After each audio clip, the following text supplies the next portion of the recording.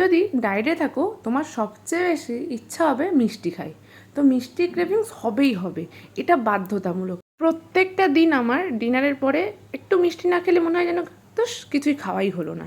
তো তোমাদের জন্য আজকে এই ভিডিওটা, সাথে আমি তো বানিয়েছি আর বানাবোই, আর বাড়িতে অবশ্যই করে দেখো। আর একবার খেলে বারবারও খেতে ইচ্ছা করবে, আর একদমই বুঝতে পারবে না এটাতে চিনি দেওয়া নেই। তো খুব সুন্দরভাবে কীভাবে বানিয়েছি চলো শুরু করা যাক।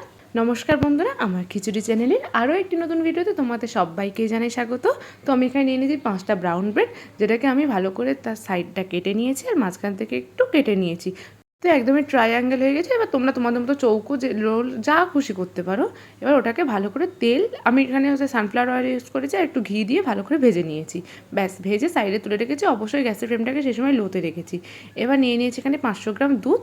দুধটা ঠিক ফোটার সঙ্গে সঙ্গে দিয়ে দিয়েছি আমি এখানে 2 চামচ জ্যাকরি পাউডার। এটা তোমরা বাজারে অনায়াসে কিনতে পেয়ে যাবে। আর দিয়ে দিয়েছি একটু এলাচ গুঁড়ো, ব্যাস একটু সুন্দর গন্ধের জন্য।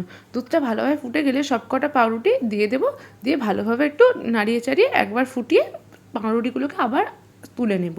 দেখতেই পাচ্ছ দুধগুলো ঝরিয়ে ঝরিয়ে পাউরুটিগুলোকে সাইডে তুলে নিচ্ছে একটা বোলে। আমি এখানে 2টো বোল ইউজ করেছি, সেখানে রেখে দিয়েছি সুন্দর করে সাজিয়ে। ব্যাস, এবার দুধটাকে যেরকম ফোটানো ছিল সেরকম ফুটতেই রাখতে হবে। আর দুধটা অনেকটাই পরিমাণে দেখবে কমে যাবে। আর একটুখানি দুধ সাইডে সরিয়ে রেখে দিয়ে দেবো আমি ওখানে কাস্টার্ড পাউডার আর একটু জ্যাকরি পাউডার। যেটা হচ্ছে কাস্টার্ড পাউডার, যেটার ভিডিও অবভিয়াসলি আমি শেয়ার করেছি আমি বাড়িতে কীভাবে হোমমেড কাস্টার্ড পাউডার বানিয়েছিলাম, তো সেটাই অ্যাড করেছি। এবার দুধের পরিমাণটা একদমই কমে যাবে, সেই মুহূর্তে দিয়ে দেবো একটু কেশর। আর অনবরত নাড়তে থাকবো, নয়তো নিচে দুধটা ধরে যাবে। তো দেখতেই পাচ্ছ কত সুন্দরভাবে আমার দুধটা একদমই 50% হয়ে গেছে যতটা ছিল। এখানে আমার একদমই রাবড়িটা রেডি হয়ে গিয়েছে। তো এবার ওপর থেকে ছড়িয়ে দেবো পাউরুটির, দেখতেই পাচ্ছ এভাবে ছড়িয়ে দিতে হবে। ব্যাস, এখানে একদম হয়ে গেছে। আর ওপর থেকে একটু আমন্ড বাদাম ছড়িয়ে, তোমরা এখানে পেস্তা যা খুশি ড্রাই ফ্রুটস ইউজ করতে পারো, আমি শুধু এখানে আমন্ড বাদাম ইউজ করলাম। তো ব্যাস, এবার এটাকে ফ্রিজে চিল হতে দেবো 8 থেকে 9 ঘন্টার জন্য। আর তুমি যদি এটা দুপুরবেলা বানিয়ে নিতে পারো তাহলে তুমি ডিনারে অবভিয়াসলি এই শাহী টুকরাটা খেতে পারবে। তো আমি সেম টু সেমই করেছিলাম, ডিনারে এই শাহী টুকরাটা মাস্ট। তো কেমন লাগলো, ভালো লাগলে অবশ্যই লাইক কমেন্ট শেয়ার করো। আর আমার চ্যানেল নতুন হয়ে থাকলে আমার চ্যানেলটিকে সাবস্ক্রাইব করো। আর যারা এখনও সাবস্ক্রাইব করোনি, কী করছো, তাড়াতাড়ি করো।